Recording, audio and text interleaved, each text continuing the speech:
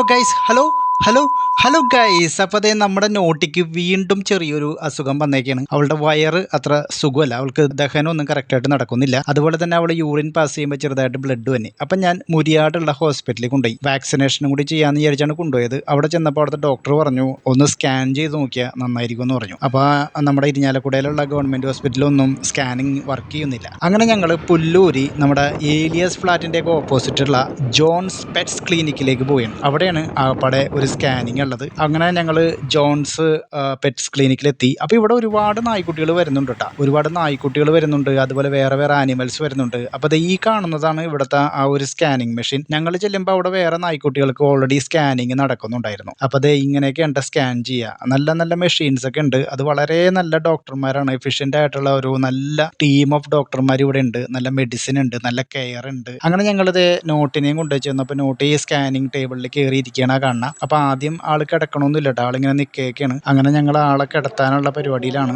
പിന്നെ കുറച്ച് നേരം കഴിഞ്ഞപ്പോൾ ഡോക്ടറും അതുപോലെ അവിടുത്തെ സ്റ്റാഫും കൂടി വന്നു. അങ്ങനെ അവരെല്ലാവരും കൂടി വന്ന് നോട്ടി കിടന്നു. നോട്ടി വളരെ ഫ്രണ്ട്ലിയാണ് കേട്ടോ, അതേ നോട്ടി കിടക്കണി കാണുന്നത്. അങ്ങനെ അവിടുത്തെ സ്റ്റാഫാണ് പിടിച്ചേക്കണത്. ഇത് ഡോക്ടറാണ്. ഡോക്ടർ സ്കാനിങ്ങിന് വേണ്ടിയിട്ടുള്ള പരിപാടികൾ ചെയ്യണം. അങ്ങനെ സ്കാനിങ് ഒക്കെ ചെയ്തു കേട്ടോ. അപ്പോൾ സ്കാനിങ് ചെയ്യുമ്പോൾ ബ്ലാഡർ, അതുപോലെ കിഡ്നി, അങ്ങനെയുള്ള എല്ലാം കാണാൻ പറ്റും കേട്ടോ. അങ്ങനെ അവർ നോക്കി വേറെ കുഴപ്പങ്ങളൊന്നുമില്ല, അതുപോലെ തന്നെ വേറെ പസ് അങ്ങനെയുള്ള പ്രശ്നങ്ങളൊന്നുമില്ല. അപ്പം മിക്കവാറും അവൾക്ക് ഹീറ്റിൻ്റെ ഇരിക്കും എന്നാണ് പറഞ്ഞത്.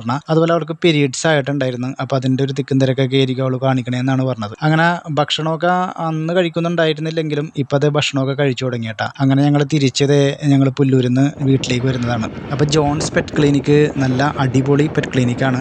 നായ്ക്കുട്ടികൾക്കും അതുപോലെ ബാക്കിയുള്ള ആനിമൽസിനൊക്കെ നന്നായിട്ട് കെയർ ചെയ്യാൻ പറ്റുന്ന, മെഡിസിൻ തരാൻ പറ്റുന്ന നല്ലൊരു പെറ്റ് ക്ലിനിക്കാണ്.